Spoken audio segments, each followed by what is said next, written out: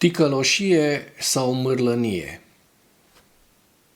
Când mă uit la decizia CCR de ieri, nu pot să nu mă gândesc la mai multe lucruri foarte, foarte rele și mi se face așa o lehamite soră cu desființarea CCR.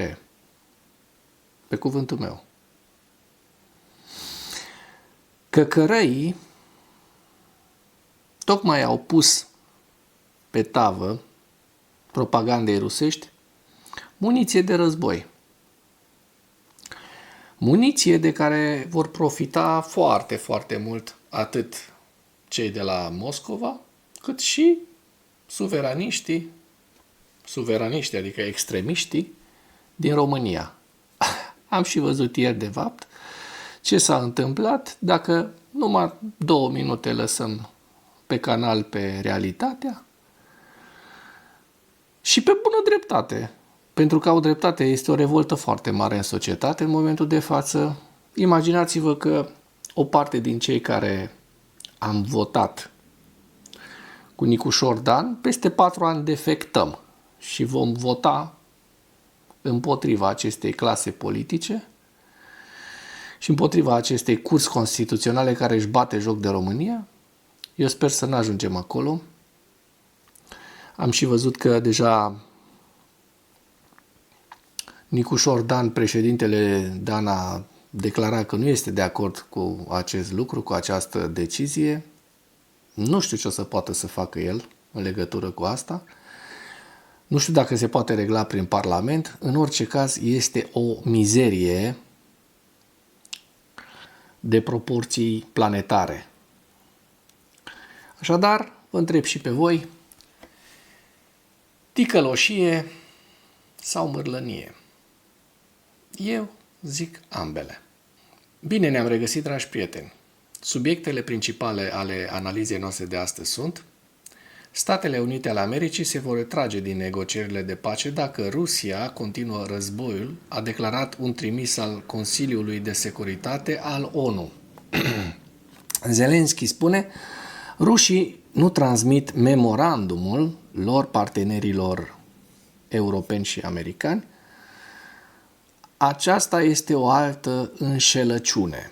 Vedem despre ce e vorba. Un articol foarte, foarte interesant.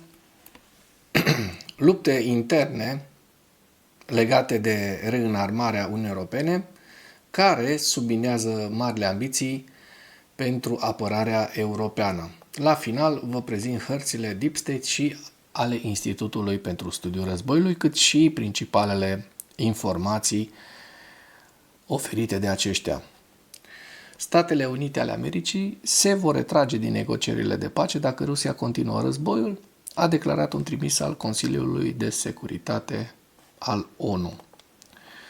Reprezentantul permanent adjunct interimar al SUA la ONU, John Kelly, a declarat în cadrul unei reuniuni a Consiliului de Securitate că Washingtonul ia în considerare posibilitatea de a-și înceta participarea la inițiativele de pace dacă Putin nu își încetează agresiunea împotriva Ucrainei.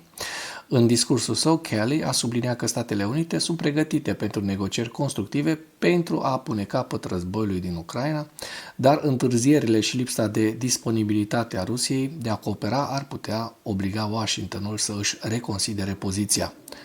Dacă Rusia ia decizia greșită de a continua acest război dezastruos, Statele Unite vor trebui să ia în considerare abandonarea eforturilor noastre de negociere pentru a pune capăt războiului. Ca să fie clar, procedând astfel, nu ne vom abandona principiile sau prietenii. Mai degrabă vor recunoaște refuzul Rusiei de a coopera cu noi pentru a obține rezultatul dorit. Kelly a subliniat că SUA vor sprijini procesul de pace, dar numai cu condiția unui dialog sincer. Vom insista ca discuțiile de pace din ambele părți să fie purtate cu bună credință, a declarat Kelly. Kelly a reamintit, de asemenea, poziția președintelui Trump, conform căreia Statele Unite doresc să coopereze cu Rusia, în special în cadrul unei inițiative de pace. Acordul care este propus acum este cel mai bun rezultat posibil pentru Rusia. Președintele Putin trebuie să încheie acordul, a subliniat reprezentantul SUA. În concluzie, Kelly a cerut atât Rusiei cât și Ucrainei să ia decizia dificilă și istorică de a urmări pacea. Dacă una dintre părți nu este capabilă sau nu vrea să facă acest lucru, va suporta consecințele, a adăugat reprezentantul SUA. Sunt curios ce consecințe vor suporta rușii. Zelenski spune, rușii nu transmit memorandumul de pace partenerilor.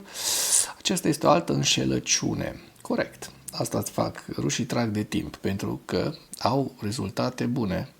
Bune. Rezultate avansează pe front. Președintele ucrainean Volodymyr Zelensky a declarat pe 29 mai că partea rusă nu a înmânat așa numitul memorandum Statelor Unite, Ucrainei sau Turciei, deși Rusia promisese contrariul. Cuvintele nu funcționează la Moscova, nici măcar așa numitul memorandum pe care l-au promis și pe care se presupune că l-au pregătit mai bine de o săptămână, nimeni nu l-a văzut încă. Nu l-au dat Ucrainei, nu l-au dat partenerilor noștri. Nici măcar Turcia, țara care a găzduit prima întâlnire, nu a primit o nouă ordine de zi, deși au promis exact opusul și, în primul rând, au promis acest lucru Statelor Unite ale Americii și președintelui Trump, încă o înșelăciune rusească. Președintele a adăugat că rușii fac tot posibilul pentru a se asigura că ședințele sunt lipsite de conținut, iar acesta este un alt motiv pentru a crește presiunea sancțiunilor asupra lor. Bun. Luptele interne legate de reînarmarea Uniunii Europene subminează marile ambiții pentru apărarea europeană. Confruntată cu agresiunea Rusiei și retragerea SUA, Uniunea Europeană are planuri mari de a reconstrui o bază de apărare de mult uitată, dar Uniunea nu știe exact cum să o facă. Un articol foarte interesant de la Colin Post, o să vă las link în comentarii, spicuim din el. În ciuda planurilor mărețe, reînarmarea mult așteptată de către Uniunea Europeană depinde în continuare de intensificarea propriei apărări a națiunilor membre. Dacă până în acest moment ai găsit informații utile în material, contribuie cu un like și cu o distribuire a acestui videoclip pentru a ajunge la cât mai multă lume.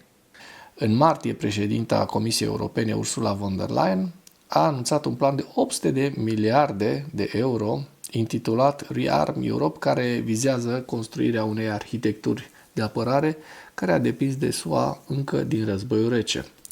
Invazia Ucrainei de către Rusia și amenințările ulterioare ale președintelui Trump la adresa garanțiilor de securitate ale NATO au alarmat Uniunea Europeană, provocând cel puțin aparența unei acțiuni. În timp ce unele state membre precum Polonia, Finlanda sau recent Germania investesc resursele reale în apărare, guvernul colectiv al Uniunii Europene este de partea de a deveni o putere militară. Eforturile sale de înarmare colectivă cad deja victime acelorași lupte interne care au afectat mult timp cele mai ambițioase planuri ale blocului de la Comunitatea Europeană de Apărare a Consiliului Europei până la eșecul său de a media dezintegrarea Iugoslaviei. Prin urmare, guvernele naționale, nu Bruxelles, sunt cele care impulsionează reînarmarea europeană acum și în viitorul previzibil. Liderii naționali stăteau la masă cu președintele Zelensky, a declarat Sven Kruk, co-CEO al companiei germane de drone Quantum Systems pentru Kyiv Independent, referindu-se la întâlnirile cu șefii Germaniei, Franței, Poloniei și ai Regatului Unit, care au avut loc la Kyiv la începutul lunii mai, în avansul unei potențiale coaliții a celor dispuși de a proteja Ucraina. Cred că suntem pe calea bună cu liderii naționali europeni, nu suntem pregătiți cu liderii europeni ai Uniunii, pentru că sunt slabi. Da, și pentru că sunt niște țări care blochează aceste lucruri acolo.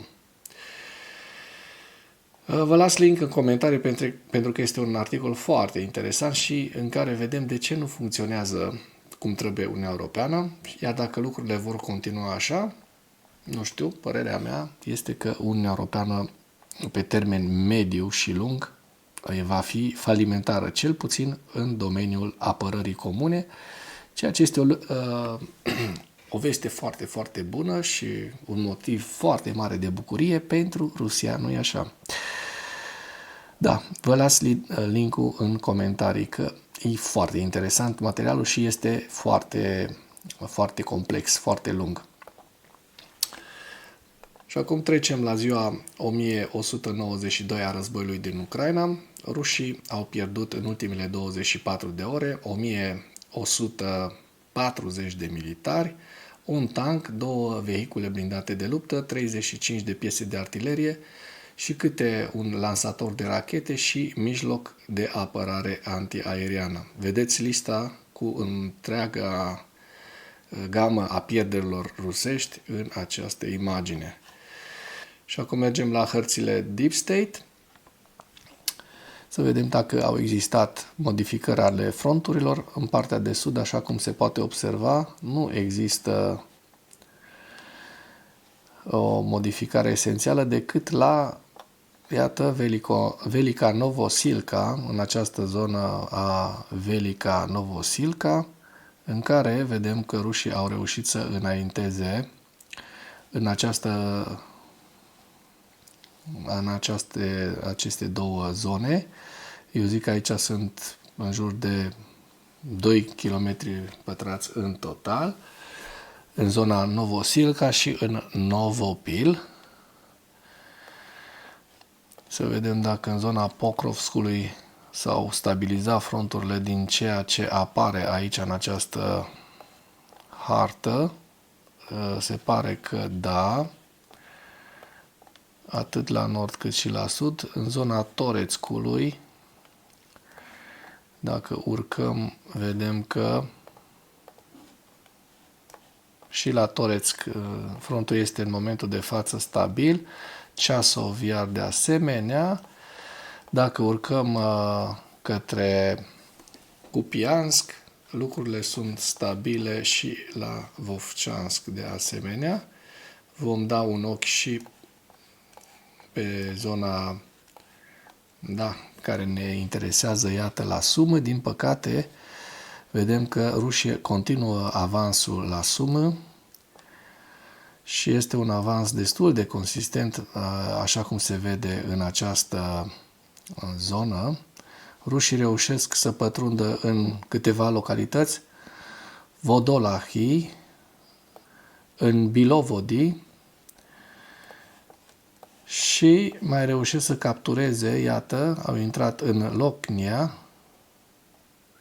deci reușesc să captureze 3 așezări noi și zic eu că aici este un total de undeva la 10 până în 15 km pătrați capturați de Rusia în ultimele 24 de ore. Deci noul front pe care rușii l-au deschis în această zonă, în zona Sumă, este unul foarte important și vedem așa la scară, pentru că dacă continuă acest avans, în câteva săptămâni, poate chiar într-o lună, rușii pot ajunge la porțile Sumă. Să sperăm că nu se va întâmpla acest lucru.